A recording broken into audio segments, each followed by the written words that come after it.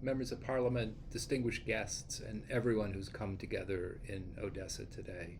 Thank you for making time and thank you for gathering there. We recognize that Odessa is a key geostrategic location.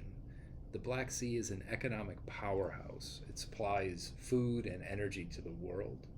It's a vital corridor where goods move, especially critical commodities like grain and steel.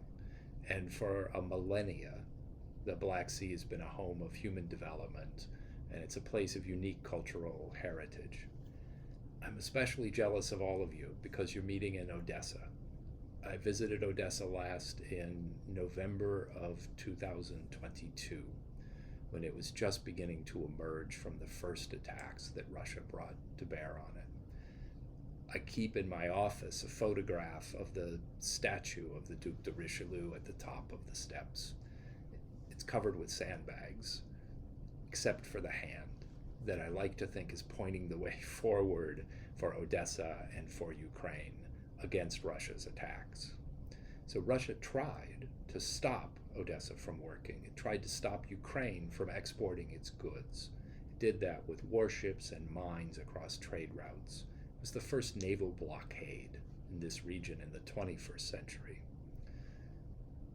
Russian missile and drone attacks against Odessa killed civilians, damaged port facilities, including of grain that was meant to feed the world, residential buildings, cathedrals, museums, and other civilian buildings.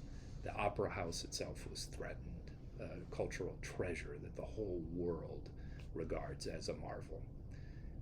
And yet, people of Odessa kept working. The monthly exports of grains and other agricultural products, most of which go through the great Odessa ports, have exceeded 7 million metric tons a month in recent times.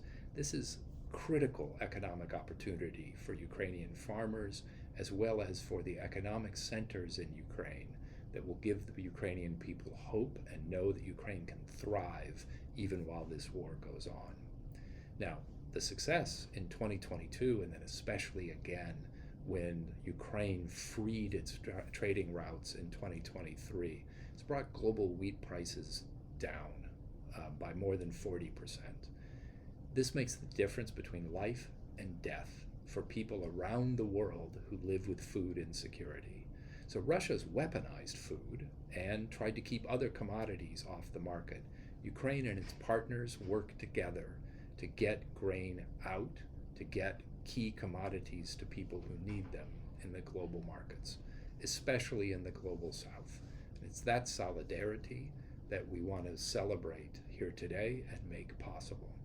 Now, throughout all of the hardships brought on since Russia's 2014 occupation of Crimea and the further invasion in 2022, the people of Ukraine have inspired the world by their fight for freedom.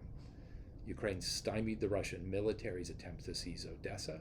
It's damaged and destroyed a third of Russia's Black Sea fleet. The surviving warships have been forced to retreat to bases first on the Crimean Peninsula and now further and further away. This is one of the great naval victories in world history and by a country that itself has very few naval assets. Russia now threatens all of Europe, not just the people of Ukraine.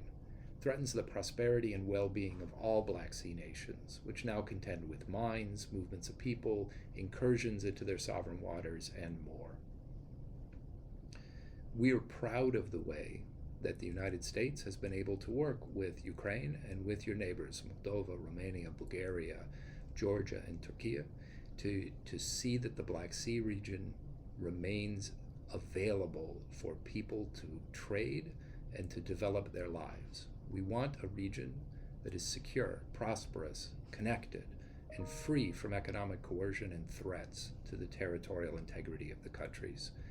To make this vision of reality, we're working with our partners on a Black Sea strategy. From our standpoint, it has 5 pillars: political engagement, security cooperation, economic cooperation, energy security, and democratic resilience. We are seeing more and more economic activity in and across the Black Sea, and that development will be a hallmark of Ukraine's recovery after Russia is defeated. With these goals, we work hand in hand with all our partners. We're very proud to contribute and support people who've shown this courage, commitment, ingenuity, and compassion in the face of Russia's aggression. We know we have a great deal more to do together. I want us to take a moment and appreciate how far we have come already, and know that the United States stands with you as we work toward Ukraine's victory. So I hope this conference is a success. The fact that you are meeting in Odesa already is a success, and I look forward to hearing about the discussions that you take place. Have a good weekend.